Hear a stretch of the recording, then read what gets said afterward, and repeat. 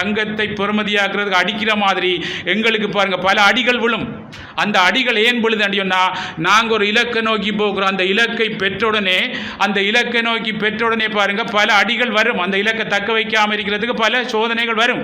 அப்போ நீ எக்ஸ்பீரியன்ஸ் இங்கே பாருங்கள், ஒன்று தனிமைப்படுத்துவார், ஏசுவாங்க, எல்லாம் செய்வாங்க, அவமானப்படுத்துவாங்க, எல்லாம் செய்வாங்கன்னா நீ ஒரு பெரிய ஒரு வாழ்க்கை வாழ போகிறா என்ற அர்த்தம். பாருங்கள், பெரிய ஒரு வாழ்க்கை வாழ போகிறான்றதுக்கு தான் அடிக்கிறாரு. ஏன்னா அந்த பெரிய ஒரு வாழ்க்கையில் உனக்கு பல தரப்பட்ட கோபங்கள், பொறாமைகள், பல இதுகள் அதை தக்க வச்சு கொள்ளாத அளவுக்கு வெளியிலிருந்து தாக்கங்கள் வரும் எதிர்மறையா.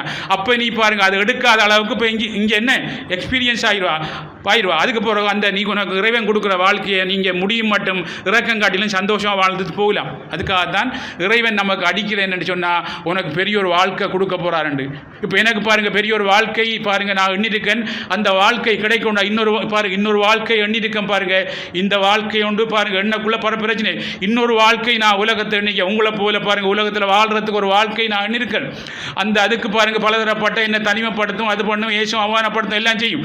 ஆனால் என்னத்துக்கு செய்யறேன்டா, அந்த வாழ்க்கை நான் இப்போ எதிர்பார்த்திருக்க வாழ்க்கைக்கு நிறைய பொறாமைகள் வரும். ஏன்டா உலகத்தில் நான் உங்களை போல பெருசாக வாழ போகிறேன். துவாரகையில் கிருஷ்ணன் வாழ்ந்த மாதிரி இப்போ நான் பாருங்கள் மற்ற வாழ்க்கை, ஆன்மீக வாழ்க்கை, இப்போ உலக வாழ்க்கை வாழ்வதற்கு பாருங்கள் ரெடி பண்ணியிருக்கிறோம். அதுக்குள்ளே பாருங்கள் பலதரப்பட்ட இதுகள் வரும். அதுக்காக எனக்கு எக்ஸ்பீரியன்ஸ் கொடுப்பாருண்டா, அந்த வாழ்க்கைக்குரிய என்ன அனுபவம் கொடுப்பார். இந்த வாழ்க்கைக்கு ஒரு அனுபவம் பெற்றுத்தாச்சு. இப்போ அந்த வாழ்க்கைக்கு ஒரு அனுபவம் கொடுக்கக்குள்ள இந்த வாழ்க்கைக்கு ஞானத்தையும் கொண்டு போடு, அந்த வாழ்க்கைக்கு அனுபவத்தையும் கொடுக்கக்குள்ள ரெண்டு வாழ்க்கையும் வாழ்ந்து பாருங்கள் விடுதலை ஆகிற ரெண்டுலேயும் பாருங்கள் பெற்று ரெண்டு இன்பத்தையும் பெற்று வாழக்கூடிய ஒரு முழுமையான வாழ்வு கொடுக்க போகிறார். யோசிச்சு பாருங்க. ஏனண்டா உலக வாழ்க்கையை பெற்று இதை வாழ்க்கிற கஷ்டம், இந்த வாழ்க்கையை பெற்று உலக வாழ்க்கையும் வாழலாம் அப்படின்னு காட்டுறதுக்காக தான் எங்களுக்கு பாருங்க விண்ணும் மண்ணும் சேர்ந்த இது. இந்த மண் சரியாக வாழணும்டா விண்ணோட தொடர் கொள்ளணும் அப்படின்னு சொல்லி பாருங்க. விண்ணு சொன்னால் பாருங்க ஆன்மா. அந்த ஆன்மா தான் விண்ணில் ஆண்ட சக்தி பாருங்க என்ன ஆதிசக்தி, அண்டத்தில் ஆதிசக்தியாகவும் பிண்டத்தில் ஆத்ம சக்தியாகவும் இருக்கிறது. விண்ணோட தொடர் கொண்டு வாழ்கிற மண்.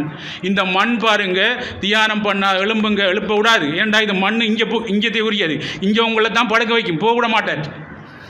இத்தரோடு படு உனக்கு நோ வருதுன்னு சொல்ல. நீங்கள் பாருங்கள் என்ன இப்போ என்னத்துக்கு வந்துருக்கீங்க, எல்லாரும்